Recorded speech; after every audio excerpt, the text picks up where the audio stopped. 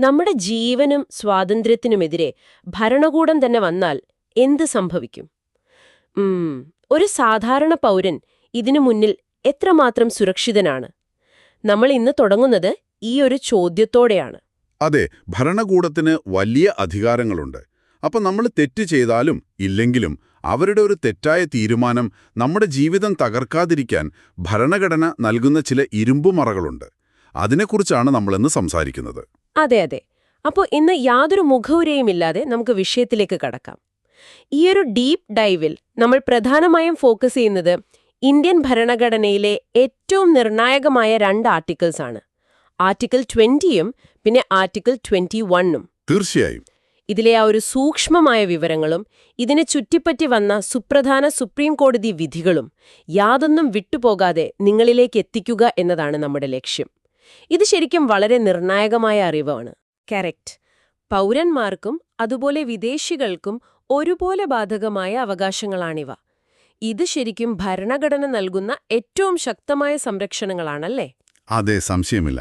നിങ്ങൾക്കറിയാമോ, 1978-ലെ 44th അമെൻമെന്റ് പ്രകാരം ഒരു നാഷണൽ എമർജൻസി പ്രഖ്യാപിച്ചാൽ പോലും സസ്പെൻഡ് ചെയ്യാൻ കഴിയാത്ത 2 ആർട്ടിക്കിൾസാണ് ഈ 20ഉം 21ഉം. ഇത് UPSCക്കും ഡിഗ്രി ലെവൽ PSCക്കുമൊക്കെ എപ്പോഴും ചോദിക്കുന്ന വളരെ പ്രധാനപ്പെട്ടൊരു ഫാക്റ്റാണ് കേട്ടോ. ഓ, അടിയന്തരാവസ്ഥയിൽ പോലും റദ്ദാക്കാൻ കഴിയില്ല. അത് കേൾക്കുമ്പോൾ തന്നെ ഇതിന്റെ ഗൗരവം മനസ്സിലാക്കാം. നമുക്ക് നേരെ ആർട്ടിക്കിൾ 20ലേക്ക് വരാം. കുറ്റാരോപിതർക്ക് അന്യായമായ ശിക്ഷകളിൽ നിന്നുള്ള സംരക്ഷണമാണ് ഇത് നൽകുന്നത്. കൃത്യമാണ്.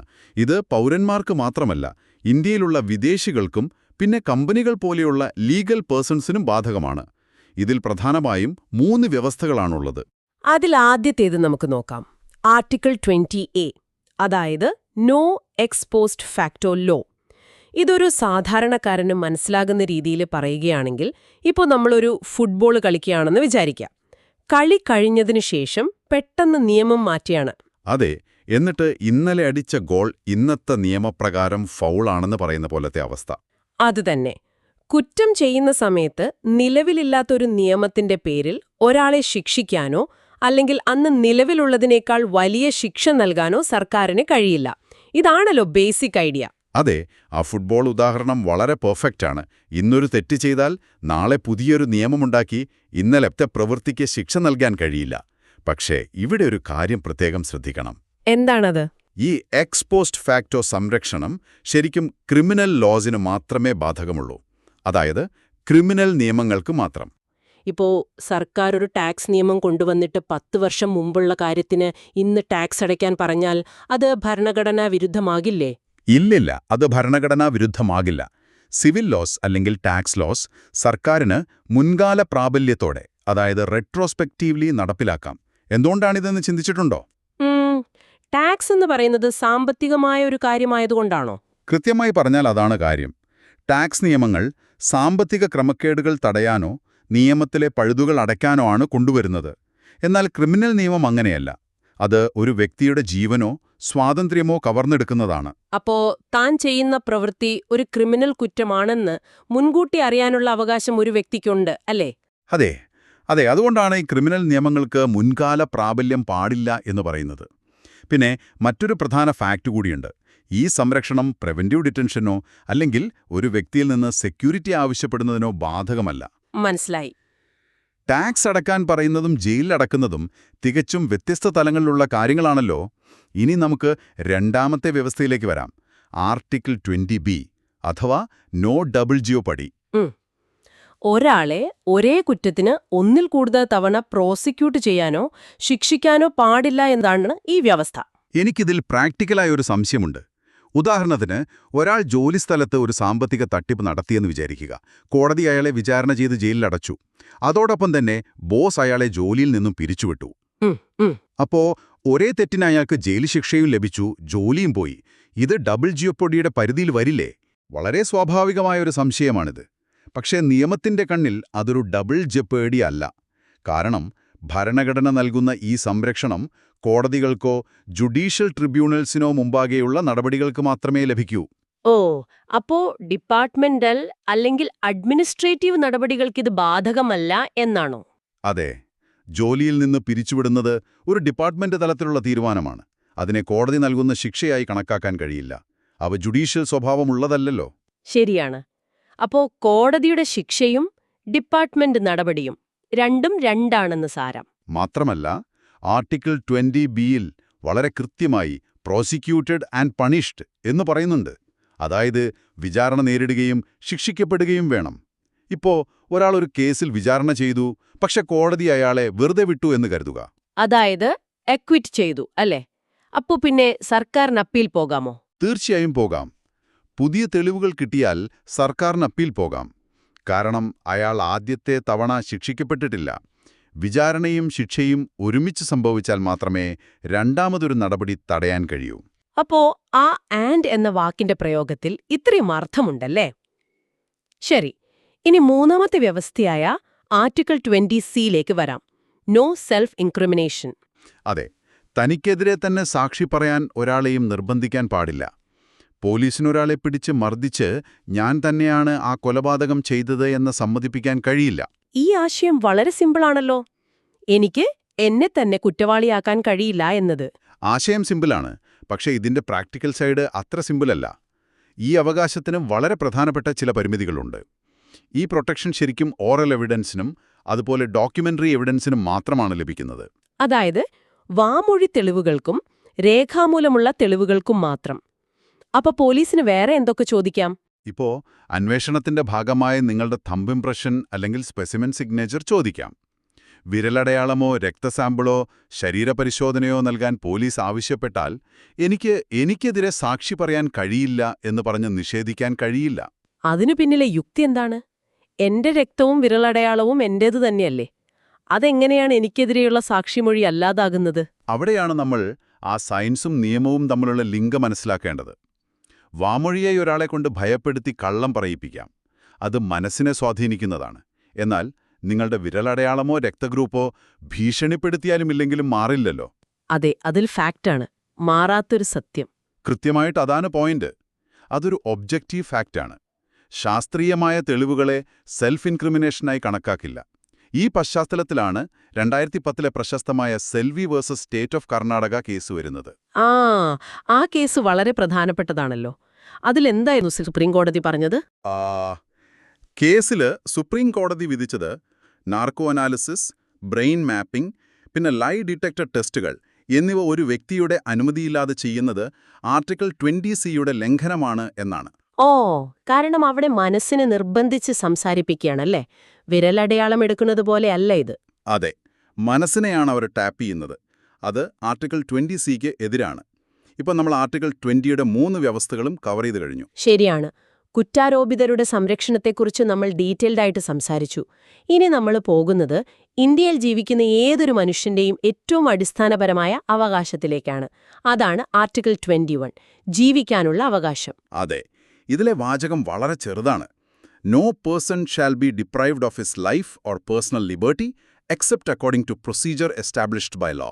അതായത് നിയമം അനുശാസിക്കുന്ന നടപടിക്രമങ്ങളിലൂടെ അല്ലാതെ ഒരാളുടെയും ജീവനോ വ്യക്തി സ്വാതന്ത്ര്യമോ കവർന്നെടുക്കാൻ പാടില്ല. പക്ഷേ ഈ വരി വായിക്കുമ്പോൾ എനിക്കൊരു വലിയ സംശയം തോന്നുന്നുണ്ട്. എന്താണത്? അമേരിക്കൻ ഭരണഘടനയിൽ അവർ ഉപയോഗിക്കുന്ന വാക്ക് ഡ്യൂ പ്രോസസ് ഓഫ് ലോ എന്നാണ്. എന്നാൽ ഇന്ത്യയിൽ നമ്മൾ പ്രൊസീജിയർ എസ്റ്റാബ്ലിഷ്ഡ് ബൈ ലോ എന്നാണ് ഉപയോഗിച്ചിരിക്കുന്നത്. ജപ്പാനിൽ നിന്നാണ് ഈ പ്രയോഗം നമ്മൾ കടമെടുത്തത് എന്നെവിടെയോ വായിച്ചിട്ടുണ്ട്. ശരിക്കും ഇവ തമ്മിലുള്ള വ്യത്യാസം എന്താണ്? വളരെ നല്ലൊരു ചോദ്യമാണിത്. ഇത് മനസ്സിലാക്കണമെങ്കിൽ നമ്മൾ 1950-ലെ AK ഗോപാലൻ കേസിലേക്ക് പോകണം. സ്വതന്ത്ര ഇന്ത്യയുടെ ചരിത്രത്തിലെ തന്നെ വളരെ പ്രധാനപ്പെട്ട ഒരു കേസാണിത്. ഗോപാലനെ പ്രിവെന്റീവ് ഡിറ്റൻഷൻ ആക്ട് പ്രകാരം അറസ്റ്റ് ചെയ്ത കേസല്ലേ അത്? അതെ, അദ്ദേഹം തന്റെ ആർട്ടിക്കിൾ 21 അവകാശങ്ങൾ ലംഘിക്കപ്പെട്ടു എന്ന് കാണിച്ച് സുപ്രീം കോടതിയെ സമീപിച്ചു. ഈ കേസിൽ സുപ്രീം കോടതി ആർട്ടിക്കിൾ 21ന് വളരെ നാരോവായ, അതായത് വളരെ ഇടുങ്ങിയ ഒരു വ്യാഖ്യാനമാണ് നൽകിയത്.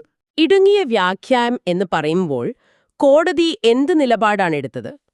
കോടതി പറഞ്ഞത് വളരെ ലളിതമാണ്. ആർട്ടിക്കിൾ 21ലെ സംരക്ഷണം ആർബിട്രറി എക്സിക്യൂട്ടീവ് ആക്ഷനെതിരെ മാത്രമേ ഉള്ളൂ. അതായത് സർക്കാരിന്റെ എക്സിക്യൂട്ടീവ് വിഭാഗം അല്ലെങ്കിൽ പോലീസ് യാതൊരു നിയമപരമായ അടിസ്ഥാനവുമില്ലാതെ തോന്നിയതുപോലെ പ്രവർത്തിച്ചാൽ നിങ്ങൾക്ക് കോടതിയെ സമീപിക്കാം. പോലീസിന് ഇഷ്ടമുള്ള പോലെ അറസ്റ്റ് ചെയ്യാൻ കഴിയില്ല. അപ്പൊ പിന്നെ എന്താണ് കോടതി ഒഴിവാക്കിയത്? അവിടെയാണ് ട്വിസ്റ്റ്. ആർബിട്രറി ലെജിസ്ലേറ്റീവ് ആക്ഷനെതിരെ ഈ സംരക്ഷണം ഇല്ല എന്നാണ് കോടതി അന്ന് പറഞ്ഞത്. ഒരു നിമിഷം, ഞാനിതൊന്ന് കൃത്യമായി മനസ്സിലാക്കട്ടെ. ഇതിനർത്ഥം പാർലമെന്റ് ഒരു നിയമം പാസാക്കുകയാണെങ്കിൽ ആ നിയമം ഉപയോഗിച്ച് ഒരാളുടെ ജീവനോ വ്യക്തിസ്വാതന്ത്ര്യമോ സർക്കാരിന് എടുക്കാമെന്നാണോ? കൃത്യമായി അതുതന്നെ. പാർലമെന്റ് ഉണ്ടാക്കിയ ആ നിയമം ന്യായമാണോ അതോ അൺഫെയർ ആണോ എന്ന് കോടതി പരിശോധിക്കില്ല. കാരണം നമ്മുടെ ഭരണഘടനയിൽ പ്രൊസീജിയർ എസ്റ്റാബ്ലിഷ്ഡ് ബൈ ലോ എന്ന് മാത്രമേ പറഞ്ഞിട്ടുള്ളൂ. അതായത് ഒരു നിയമം നിലവിലുണ്ടോ, ആ നിയമത്തിലെ നടപടിക്രമങ്ങൾ പോലീസ് പാലിച്ചോ എന്ന് മാത്രമേ കോടതി നോക്കൂ. നിയമം ന്യായമായിരിക്കണമെന്ന് നിർബന്ധിക്കുന്ന അമേരിക്കയിലെ ആ ഡ്യൂ പ്രോസസ് ഓഫ് ലോ നമുക്കില്ല എന്നാണോ സുപ്രീം കോടതി അന്ന് പറഞ്ഞത്? അതെ, അതുതന്നെയാണ് കോടതി പറഞ്ഞത്. നിയമമുണ്ടോ എന്ന് മാത്രം നോക്കും, ആ നിയമം ശരിയാണോ എന്ന് നോക്കില്ല. അത് ഭയങ്കര ഡേഞ്ചറസ് ആയൊരു വാദമാണല്ലോ. അതായത് നാളെ പാർലമെന്റ് ഒരു ഭ്രാന്തൻ നിയമം പാസാക്കുകയാണ്. ഉദാഹരണത്തിന് ചുവപ്പ് ഷർട്ട് ഇട്ടവരെയെല്ലാം അറസ്റ്റ് ചെയ്ത് ജയിലിലടയ്ക്കാമെന്ന് വിചാരിക്കുക. അത് പ്രൊസീജിയർ എസ്റ്റാബ്ലിഷ്ഡ് ബൈ ലോ ആണ് എന്ന് പറഞ്ഞ് സുപ്രീം കോടതിക്ക് ഇടപെടാൻ കഴിയില്ല എന്നാണോ? അന്ന് ഗോപാലൻ കേസിലെടുത്ത നിലപാട് വെച്ച് നോക്കിയാൽ അങ്ങനെയാണ്. അതൊരു ജനാധിപത്യ രാജ്യത്തിന് ഒട്ടും യോജിച്ചതല്ലല്ലോ. പക്ഷേ നമ്മൾ ഈ അവസ്ഥയിൽ തന്നെ ആയിരുന്നില്ല മുന്നോട്ടു പോയത്. ഭാഗ്യം. പിന്നെ എപ്പോഴാണ് മാറ്റം വന്നത്? അവിടെയാണ് ഇന്ത്യൻ ഭരണഘടനാ ചരിത്രത്തിലെ ഏറ്റവും വലിയ വഴിത്തിരിവുണ്ടാകുന്നത്. 1978 മനേകാ ഗാന്ധി കേസ്. അടിയന്തരാവസ്ഥയ്ക്ക് ശേഷം നടന്ന ഈ കേസിലൂടെ സുപ്രീം കോടതി ഗോപാലൻ കേസിലെ തങ്ങളുടെ സ്വന്തം വിധി പൂർണ്ണമായും തിരുത്തി. ഓ, ഓവർറൂൾ ചെയ്തു അല്ലേ? മനേകാ ഗാന്ധിയുടെ പാസ്പോർട്ട് യാതൊരു കാരണവും കാണിക്കാതെ സർക്കാർ കണ്ടുകെട്ടിയ കേസല്ലേ ഇത്? അതെ, ഇതിനെതിരെ അവർ കോടതിയെ സമീപിച്ചപ്പോഴാണ് സുപ്രീം കോടതി ആർട്ടിക്കിൾ 21-ന് വളരെ വിശാലമായൊരർത്ഥം നൽകിയത്. ഒരാളുടെ സ്വാതന്ത്ര്യം കവർന്നെടുക്കാൻ വെറുമൊരു നിയമമുണ്ടാക്കിയാൽ മാത്രം പോരാ എന്ന് കോടതി പറഞ്ഞു. അപ്പോ ആ നിയമം എങ്ങനെയുള്ളതായിരിക്കണമെന്നാണ് കോടതി പറഞ്ഞത്? ആ നിയമം നിർദ്ദേശിക്കുന്ന പ്രക്രിയ അല്ലെങ്കിൽ പ്രൊസീജിയർ റീസണബിളും ഫെയറും ജസ്റ്റുമായിരിക്കണമെന്ന് കോടതി പ്രഖ്യാപിച്ചു. അതൊരിക്കലും ആർബിട്രറിയോ അല്ലെങ്കിൽ ഒപ്രസീവോ ആകാൻ പാടില്ല. അത് സ്വാഭാവിക നീതിയുടെ തത്വങ്ങൾക്കനുസൃതമായിരിക്കണം. വാവ്! ഇതിലൂടെ അമേരിക്കൻ ആശയമായ ആ ഡ്യൂ പ്രോസസ് ഓഫ് ലോ എന്ന തത്വം സുപ്രീം കോടതി പ്രായോഗികമായി ഇന്ത്യയിലും നടപ്പിലാക്കിയല്ലേ? അതെ, കൃത്യമായി. ഇതോടെ എക്സിക്യൂട്ടീവ് ആക്ഷന് മാത്രമല്ല ആർബിട്രറി ലെജിസ്ലേറ്റീവ് ആക്ഷനെതിരെയും പൗരന്മാർക്ക് സംരക്ഷണം ലഭിച്ചു. പാർലമെന്റ് അന്യായമായ ഒരു നിയമം പാസാക്കിയാൽ അത് റദ്ദാക്കാൻ കോടതിക്കിപ്പോൾ അധികാരമുണ്ട്. ഇത് വലിയൊരു കുതിച്ചുചാട്ടമാണ്. മുൻപ് നിയമമുണ്ടോ എന്ന് മാത്രം നോക്കിയിരുന്ന കോടതി ആ നിയമം നീതിയുക്തമാണോ എന്ന് കൂടി പരിശോധിക്കാൻ തുടങ്ങി. അതുമാത്രമല്ല, ഇവിടെ സുപ്രീം കോടതി ഒരു പ്രധാന കാര്യം കൂടി പറഞ്ഞു. ഗോൾഡൻ ട്രയാങ്കിൾ അഥവാ സുവർണ ത്രികോണം. ആർട്ടിക്കിൾ 14-ലെ സമത്വം, ആർട്ടിക്കിൾ 19-ലെ സ്വാതന്ത്ര്യം, ആർട്ടിക്കിൾ 21-ലെ ജീവൻ, ഇവ മൂന്നും പരസ്പരം ബന്ധപ്പെട്ടിരിക്കുന്നു.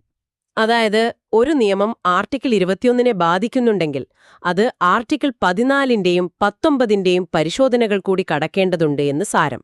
അതെ. പിന്നെ ഏറ്റവും പ്രധാനപ്പെട്ട ഒരു പ്രഖ്യാപനമുണ്ടായി. റൈറ്റ് ടു ലൈഫ് എന്നാൽ വെറും മൃഗതുല്യമായ നിലനിൽപ്പല്ല, മറിച്ച് ഹ്യൂമൻ ഡിഗ്നിറ്റിയോടെ മനുഷ്യന്റെ അന്തസ്സോടെ ജീവിക്കാനുള്ള അവകാശമാണെന്ന് സുപ്രീം കോടതി അസന്നിഗ്ധമായി പ്രഖ്യാപിച്ചു. മൃഗങ്ങളെപ്പോലെ വെറുതെ ശ്വാസിച്ചു ജീവിക്കുന്നതല്ല മനുഷ്യന്റെ അവകാശം, മറിച്ച് അന്തസ്സോടെ ജീവിക്കുന്നതാണ്.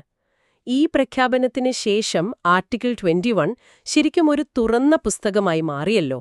മനുഷ്യജീവിതത്തെ അർത്ഥമാക്കുന്ന എല്ലാം ഇതിലേക്ക് വന്നുചേർന്നു. ഈ ഒറ്റ വരിയിൽ നിന്നും സുപ്രീം കോർട്ട് പിന്നീട് പല കേസുകളിലായി ഏകദേശം 38ഓളം പുതിയ അവകാശങ്ങൾ കണ്ടെത്തിയിട്ടുണ്ട്. ഞാൻ ഈ ലിസ്റ്റ് ഒന്ന് നോക്കുകയായിരുന്നു. റൈറ്റ് ടു ഡീസന്റ് എൻവയൺമെന്റ്, പിന്നെ റൈറ്റ് ടു സ്പീഡി ട്രയൽ, വിലങ്ങുവെക്കുന്നതിനും ഏകാന്ത തടവിനും എതിരെയുള്ള അവകാശങ്ങൾ, റൈറ്റ് ടു ട്രാവൽ അബ്രോഡ്. ഇതിൽ എനിക്ക് ഏറ്റവും കൗതുകകരമായി തോന്നിയത് റൈറ്റ് ടു സ്ലീപ്പാണ്.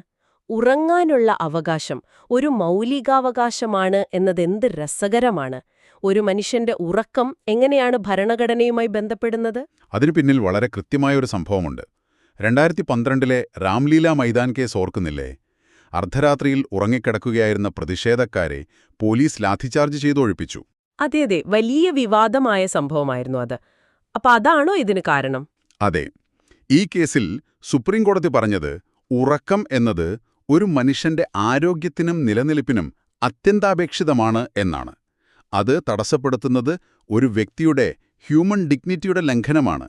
അതുകൊണ്ട് അതും ആർട്ടിക്കിൾ 21ന്റെ ഭാവമാണ്. അതുപോലെ തന്നെയാണല്ലോ റൈറ്റ് ടു പ്രൈവസി അഥവാ സ്വകാര്യതയ്ക്കുള്ള അവകാശവും.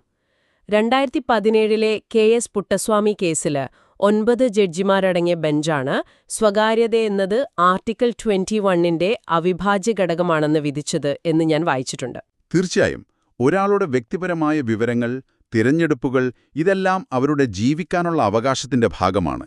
അപ്പോൾ നമ്മൾ ജനിക്കുന്നത് മുതൽ മരിക്കുന്നത് വരെയുള്ള എല്ലാ കാര്യങ്ങളിലും ഈ ആർട്ടിക്കിൾ 21 ഇടപെടുന്നുണ്ട്. മരിക്കുന്നത് വരെയുള്ളതെന്ന് പറഞ്ഞപ്പോഴാണ് right to die with dignity അഥവാ അന്തസ്സോടെ മരിക്കാനുള്ള അവകാശവും ഇതിൽ വരുമല്ലോ. അതെ, കോമൺ കോസ് കേസിൽ പാസീവ് യൂത്തനേഷ്യ അനുവദിച്ചുകൊണ്ട് ജീവൻ നിലനിർത്താനുള്ള ഉപകരണങ്ങൾ മാറ്റി സ്വാഭാവിക മരണം അനുവദിക്കുന്നതും മനുഷ്യന്റെ അന്തസ്സിന്റെ ഭാഗമാണെന്ന് കോടതി കണ്ടെത്തിയിട്ടുണ്ട്. അതോടൊപ്പം നാം മറക്കാൻ പാടില്ലാത്ത മറ്റൊരു കാര്യമാണ് വിദ്യാഭ്യാസത്തിനുള്ള അവകാശം. അതെ, 2002 86th അമെൻമെന്റ്, അതിലൂടെ ആർട്ടിക്കിൾ 21A എന്ന പുതിയൊരു ആർട്ടിക്കിൾ തന്നെ ഭരണഘടനയിൽ കൂട്ടിച്ചേർക്കപ്പെട്ടില്ലേ? 6 മുതൽ 14 വയസ്സുവരെയുള്ള കുട്ടികൾക്ക് വിദ്യാഭ്യാസം ഒരു മൗലിക അവകാശമായി മാറി. കൃത്യം. ഇതെല്ലാം കാണിക്കുന്നത് നമ്മുടെ ഭരണഘടന ഒരു നിശ്ചലമായ പുസ്തകമല്ല, മറിച്ച് കാലത്തിനൊപ്പവും മനുഷ്യന്റെ ആവശ്യങ്ങൾക്കൊപ്പവും മാറുന്ന ഒരു ലിവിംഗ് ഡോക്യുമെന്റാണ് എന്നതാണ്. അക്ഷരങ്ങളെക്കാൾ ആ വാക്കുകളുടെ അർത്ഥത്തിനും ആത്മാവിനുമാണ് കോടതി വിലകൽപ്പിച്ചത് എന്നത് വളരെ വ്യക്തമാണ്. നമ്മൾ ഈ ചർച്ച തുടങ്ങിയത് ഭരണകൂടത്തിൽ നിന്ന് ഒരു സാധാരണക്കാരന് ലഭിക്കുന്ന സംരക്ഷണങ്ങളെക്കുറിച്ചുള്ള ചോദ്യത്തോടെയാണല്ലോ. അതെ, നമ്മൾ കുറ്റാരോപിതർക്കുള്ള ആർട്ടിക്കിൾ 20യുടെ വ്യവസ്ഥകൾ കണ്ടു. എക്സ്പോസ്റ്റ് ഫാക്ടോ ലോയിൽ നിന്നുള്ള സംരക്ഷണം, ഡബിൾ ജോപ്പഡി, പിന്നെ സെൽഫ് ഇൻക്രിമിനേഷൻ. അവിടെ നിന്ന് നമ്മൾ നേരെ ആർട്ടിക്കിൾ 21ലേക്ക് വന്നു. വെറുമൊരു നിയമത്തിന്റെ പേരിൽ മനുഷ്യന്റെ സ്വാതന്ത്ര്യം കവരാമെന്ന ഗോപാലൻ കേസിലെ ഇടുങ്ങിയ ചിന്തയിൽ നിന്ന് മനേക ഗാന്ധി കേസിലൂടെ ഭരണഘടന എങ്ങനെയാണ് അന്തസ്സോടെ ജീവിക്കാനുള്ള അവകാശത്തിലേക്ക് വികസിച്ചതെന്നും നാം മനസ്സിലാക്കി. ഇതെല്ലാം ഭരണഘടന നിങ്ങൾക്ക് നൽകുന്ന നേരിട്ടുള്ള കവചങ്ങളാണ്. സംശയമില്ല, ഈ സംരക്ഷണങ്ങൾ ഇന്നുവരെ എങ്ങനെ പരിണമിച്ചു എന്നാണ് നമ്മൾ കണ്ടത്. എന്നാൽ നിങ്ങൾ ചിന്തിക്കേണ്ട വളരെ ഗൗരവമേറിയ ഒരു കാര്യമുണ്ട്. കേവലം ഒരു വാചകത്തിൽ നിന്നാണ് സുപ്രീം കോടതി 38 വ്യത്യസ്ത അവകാശങ്ങൾ കണ്ടെത്തിയത്. അതുപോലെ മനസ്സിനെ നിർബന്ധിച്ച് സാക്ഷി പറയിപ്പിക്കാൻ കഴിയില്ല എന്നും നാം കണ്ടു. സത്യമാണ്. ഇടുക ഭയപ്പെടുത്തുന്ന ഒരു ചോദ്യമാണത്. അതെ, നിങ്ങളുടെ ചിന്തകളും സ്വകാര്യ വിവരങ്ങളും പോലീസോ സർക്കാരോ അൽഗോരിതങ്ങൾ ഉപയോഗിച്ച് ചോർത്തിയെടുത്താൽ നിങ്ങളുടെ റൈറ്റ് ടു ലൈഫും സ്വയം സാക്ഷി പറയാതിരിക്കാനുള്ള അവകാശവും ഭരണഘടന എങ്ങനെ വ്യാഖ്യാനിക്കും? സാങ്കേതികവിദ്യ മനുഷ്യന്റെ മനസ്സിനെ തന്നെ ഹാക്ക് ചെയ്യുന്നൊരു കാലത്ത് എന്തായിരിക്കും ഹ്യൂമൻ ഡിഗ്നിറ്റി? നിങ്ങൾ സ്വയമൊന്നാലോചിച്ചു നോക്കൂ. ശരിക്കും വരുംകാലത്ത് നാം നേരിടേണ്ടി വരുന്ന ഒരു വലിയ ചോദ്യമാണിത്. ശാരീരികമായ അതിക്രമങ്ങളിൽ നിന്ന് നമ്മെ സംരക്ഷിക്കാൻ ആർട്ടിക്കിൾ 20ഉം 21ഉം പര്യാപ്തമാണ്. എന്നാൽ ഡിജിറ്റലായ കടന്നുകയറ്റങ്ങളെ ഭരണഘടന എങ്ങനെ നേരിടുമെന്നത് വരുംകാല കോടതി വിധികൾ തന്നെ നിർണയിക്കും.